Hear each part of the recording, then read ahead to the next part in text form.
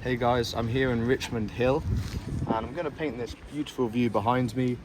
And if this view looks familiar to you art enthusiasts, that's because Turner actually painted a very similar composition from a similar point here on Richmond Hill a long time ago. So today I'm going to give it my attempt. The sun's out, it's a really beautiful day and I'm really excited to start painting. I'm painting on canvas that I've taped to a plywood panel and toned with a wash of raw umber paint. And I'm now painting the sky. One thing I really like about this scene is the large clouds which are backlit by the sun and have this golden rim light on them. I painted the bulk of the sky above the horizon with a mix of titanium white, yellow ochre and a small touch of cobalt blue and alizarin crimson.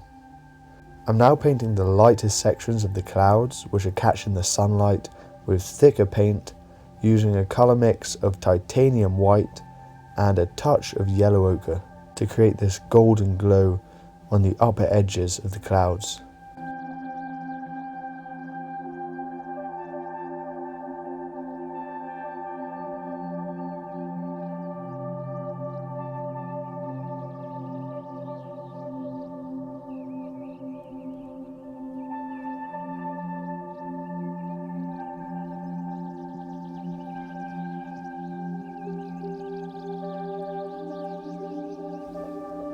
Now I'm painting the distant hills using a colour mix of titanium white, ultramarine blue and a small touch of raw umber.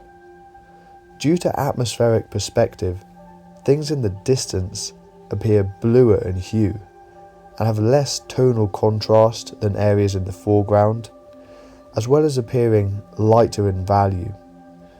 So much so that areas very far away often appear to blend into the sky.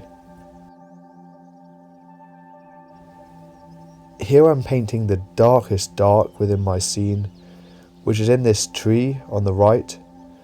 I don't have black on my palette, so to create this deep dark, I'm using a colour mix of ultramarine blue, alizarin crimson and raw umber, and I'm massing this section in with a flat brush.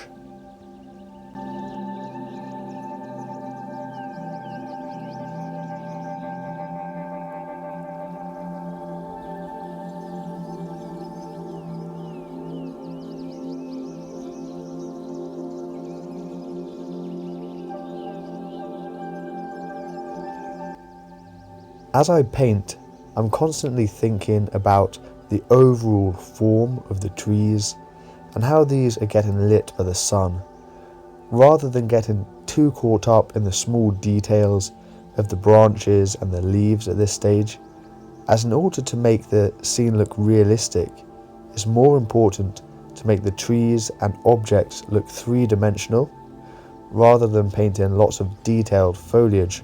So for this reason, I paint the three-dimensional form first, and I can then add the smaller foliage details afterwards.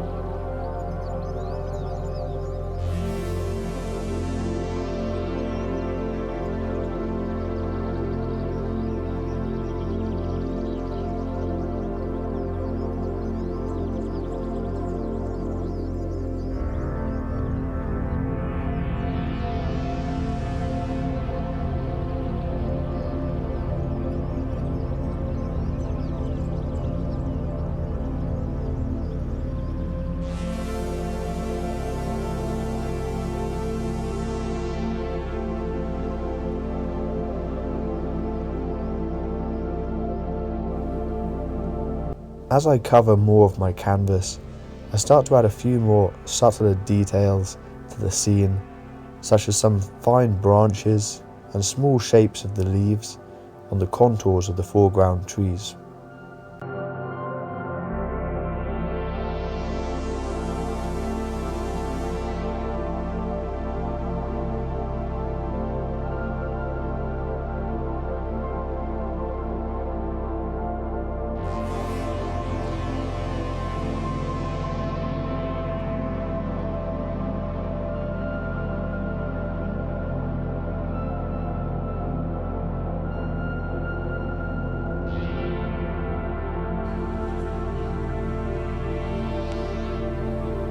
So I hope you enjoyed watching me paint here on Richmond Hill. If you did, please do give me a thumbs up. Do subscribe to my YouTube channel if you haven't already. I really do appreciate it. And I look forward to seeing you in the next video.